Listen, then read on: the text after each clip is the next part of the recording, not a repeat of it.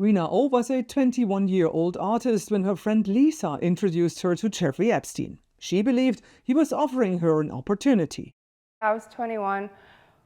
I believed him. I completely fell for this, he had a private island because Lisa told me he had a private island and a private jet. We spent about half an hour to an hour. I can't tell you exactly how long it was in the study. After we left that day, her secretary called me the following day and told me Mr. Epstein would like to see you. And I went over the house probably the day after, and then he offered me a scholarship to go to art school.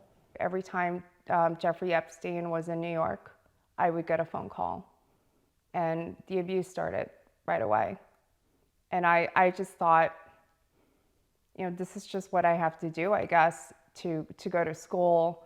But at the time, I was just so broken that I didn't even realize what was happening to me.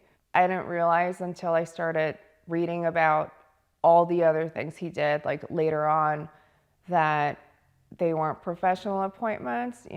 I was in a massage room. This is not normal.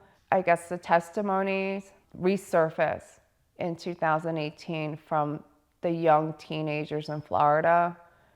Even then, I didn't think that I was a victim because I wasn't a teenager. I just thought I was an adult. There's no way I was a victim. I thought the sentence he got for the first time he was arrested wasn't enough. And I started speaking out. And unfortunately for me, it triggered me to remember, the trauma. And I ended up having a mental breakdown. I ended up in a psychiatric hospital. And when I started speaking to the other girls who were around my age, that he also did this to, I started identifying what he did to me was sexual abuse.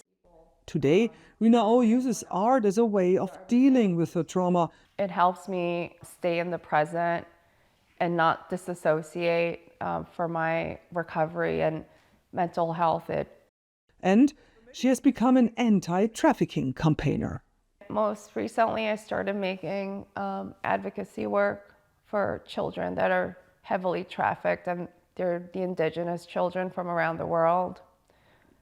There are 40 million humans, men, women, and children that go missing every year.